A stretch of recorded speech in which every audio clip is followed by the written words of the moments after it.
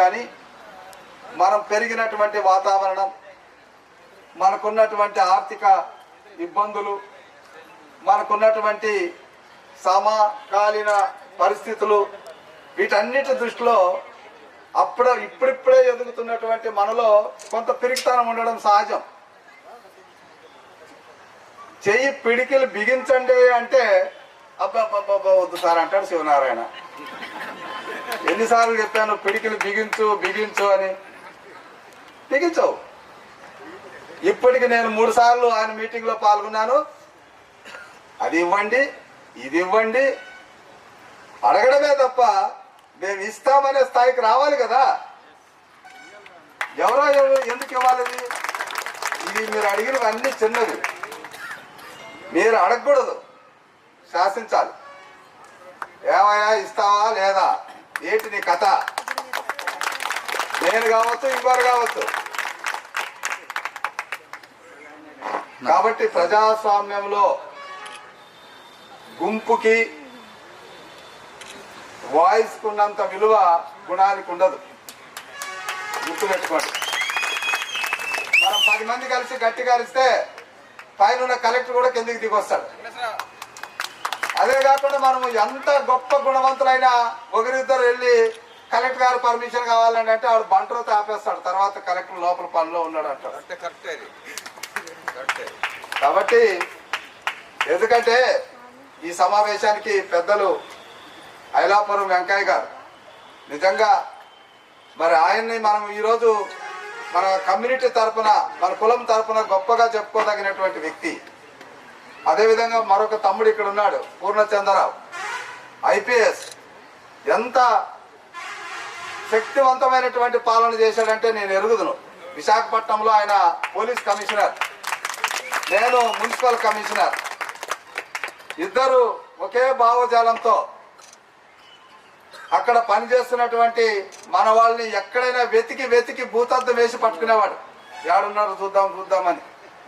ఒక 10 మంది వస్తే ఇందులో మన వాళ్ళు ఎవరైనా ఉన్నారా అని చూసి పిలిచి పనులు అప్పచెప్పినటువంటి మహానుభావుడు ఈరోజు మన కమ్యూనిటీలో ఉండడం మన అదృష్టం. అట్లే ఇక్కడ రాజా ఉన్నాడు, కల్పతరు రియల్ ఎస్టేట్. ఎప్పుడో అసలు మహా మేధావులు రియల్ ఎస్టేట్ లో ఒడుకుతున్నటువంటి సందర్భంలో జెండా ఎగిరేశాడు తమ్ముడు.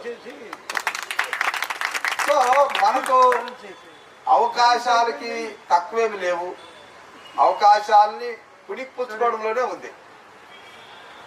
ఈరోజు పూర్ణచంద్రరావు గారు ఎక్కడ హైదరాబాద్ నుంచి ఇక్కడికి రావడం ఎందుకు?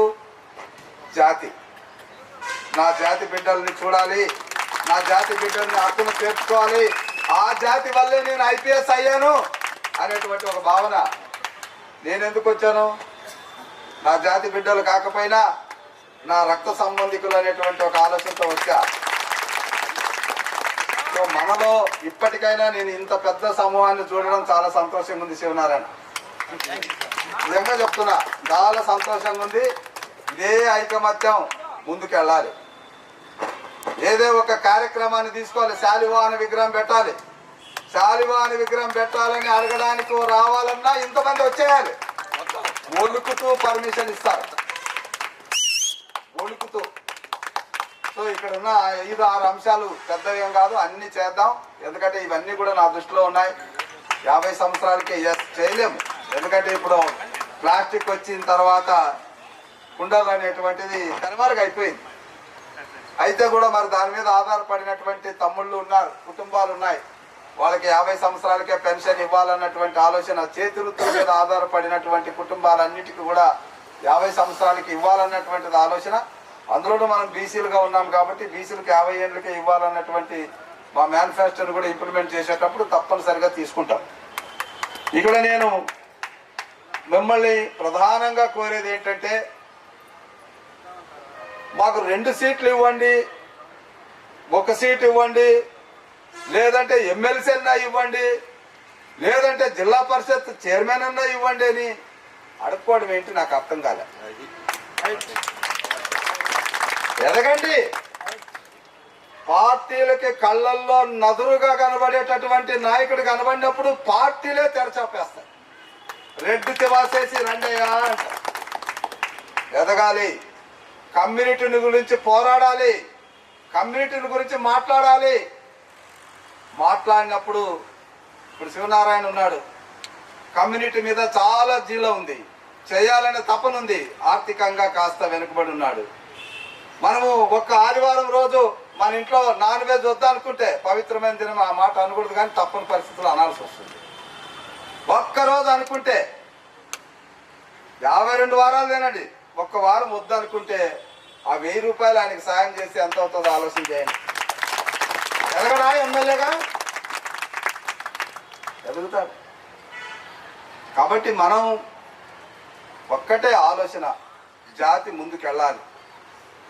జాతి బిడ్డలు ఎవరైతే మన కోసం పోరాడుతున్నారో వాళ్ళని హక్కును చేర్చుకోవాలి, వాళ్ళని ప్రోత్సహించాలనేటువంటి ఆలోచనతో మనం ముందుకెళ్ళాలి.